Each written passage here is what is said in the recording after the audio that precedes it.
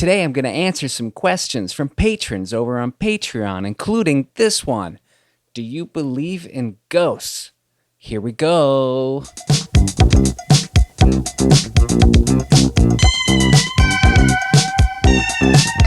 you believe in ghosts? I believe in Ghost in the Machine. Okay, but seriously, here we are.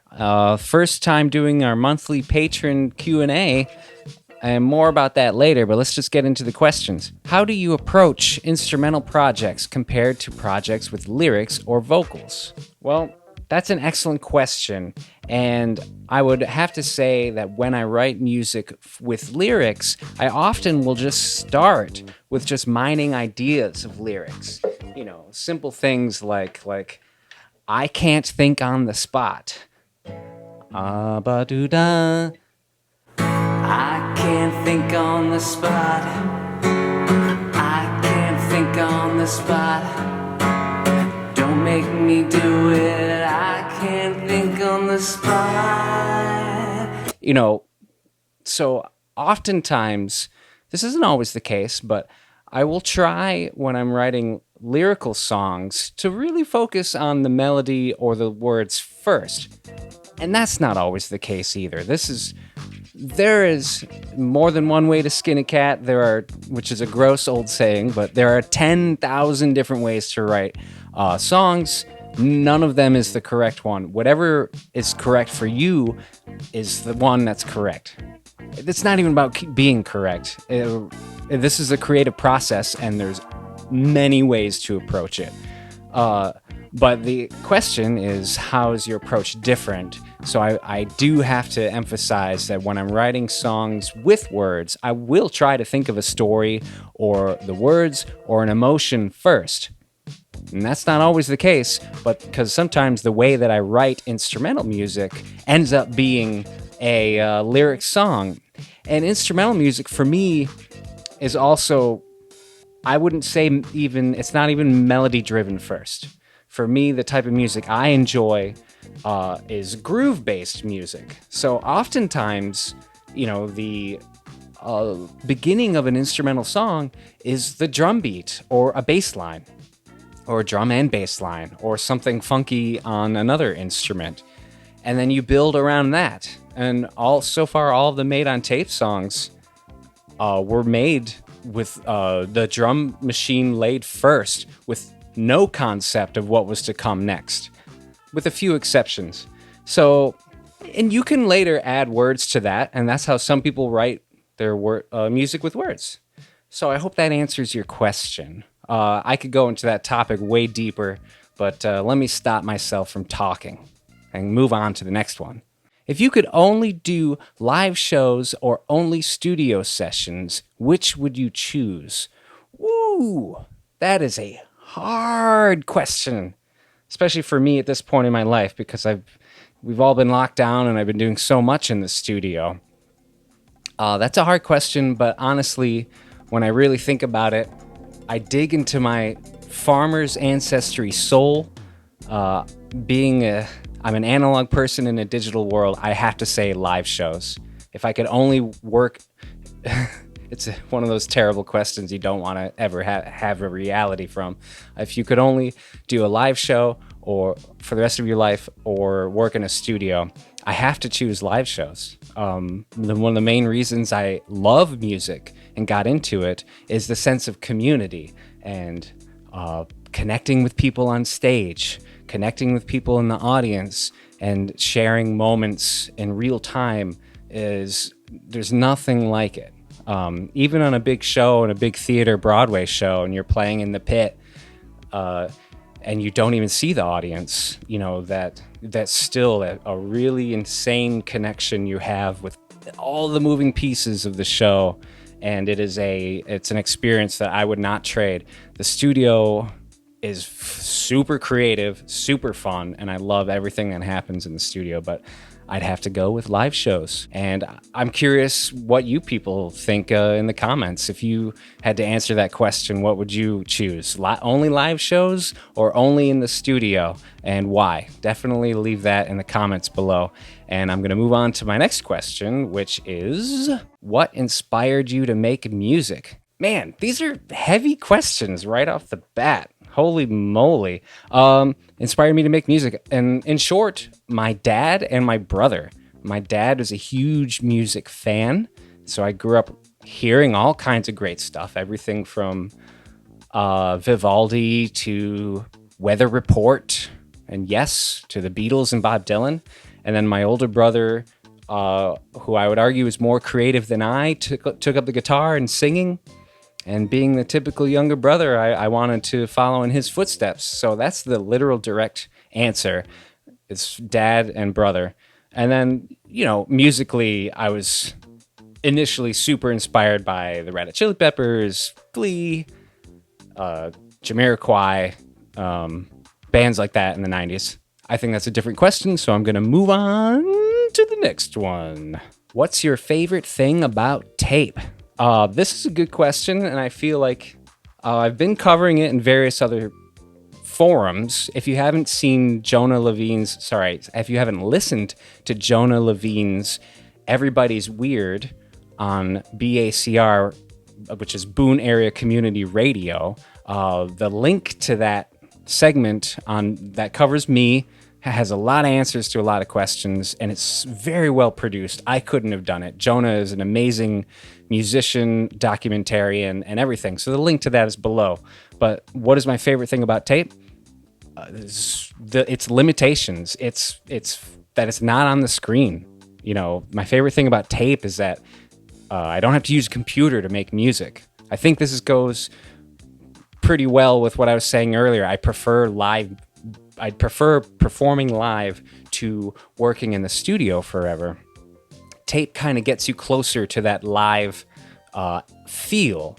The power of editing in software is so amazing and ubiquitous that there is a risk that you can have as a performer and a recording engineer that you can nudge a kick drum or a bass line or something, and in the back of your mind, even if you're really trying to not do it, to nail it perfectly, that you can fix it. And on tape, you absolutely, at least in 4-track studio, Porta Studio vibes, limitations, you can't fix that on a cassette. You could obviously edit a cassette, or you could edit tape, sorry.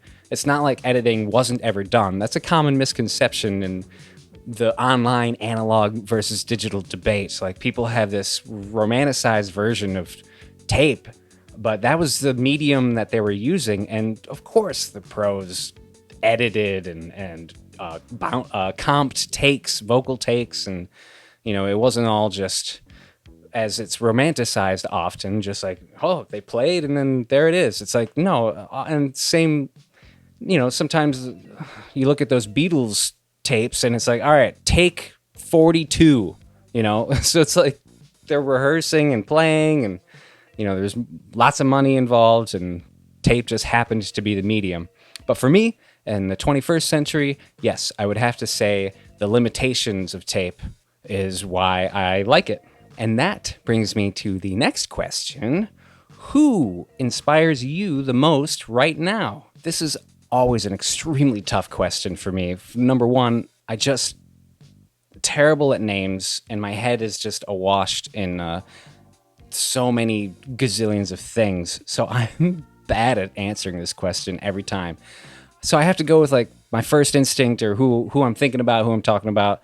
And a big inspiration for me personally as a bassist and as a creative person is a bassist named Tim Lefebvre. You might know him from David Bowie's Black Star, the last record, which was a band called the Donny McCaslin Quintet that you would also know him from, amongst many other gigs. Tedeschi Trucks Band he toured with, and I think recorded at least one album with definitely some live albums.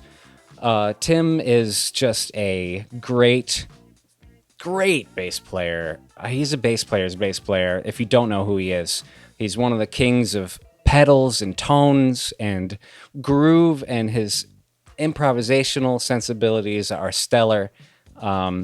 Very inspired by him at the moment. It's really hard for me to think It's really hard for me to think. My brain jumps decades. There's some of my favorite Tim Lefebvre interviews and clips I'll put below just so you can get a chance to get to know him a little bit better. That brings me to my next question. If you were to have a desert island album, what would it be? This is a classic question that musicians get pretty often, and I feel like my answer is not going to be very unique because my answer is always Stevie Wonder, Songs in the Key of Life. I mean, it's also a double album, so you get more music, so you're kind of cheating the system there, right? But man, I don't know. The older I get, this album just continues to be such a huge inspiration and an amazing body of work. It runs the gamut. It's harmonic sophistication, songwriting. Nothing gets old. The flow of the record, the genre, the tempos. It's just covers social issues and then just raw human emotion issues. It really was aptly named, So it seems so cliche sounding today, but it holds up, and I don't know why anyone would pick anything else. No, I'm just kidding. What would your Desert Island album be? That's always a great question to ask, and it's a good icebreaker. So if you feel like answering that, let me know what your Desert Island album would be. That brings me to the final question of today. What music tech companies are you really looking at right now? That is also an interesting question, and I will have to go with my gut answer, which is Vanguard Audio Labs. If you're not familiar, they are a microphone company. I have their tube condenser, the V13. I don't have it with me here. It's actually in the studio in Greenpoint. The V13 tube microphone, everyone who I've ever used it on, everyone loves it. I love it. I even have a friend who has a vintage AKG C12 that Cyndi Lauper sang on. And if you're familiar with that, it is a $15,000 microphone or something like that. I was able to take my Vanguard Audio Labs V13, which, by the way, is a $800 microphone, so relatively affordable for a musician. And we set them up and we tested them against each other. And man, you had to strain to tell the difference. I still will give the AKG that little extra, its off axis and high end was a little bit more pleasing, but at that point it's taste, I think. And the Vanguard Audio Labs, they make a few other microphones. Their second generation of their stereo microphone in one unit is coming out soon, and I'm really looking forward to that. And I keep hitting up the CEO on Instagram like, hey, are you guys finished yet? So anyway, Derek, I believe his name is. So Vanguard Audio Labs, check them out for great, affordable microphones. I mean, great. And these aren't clones. They just decided to go with the business model of, hey, we're going to make stuff that's good and affordable.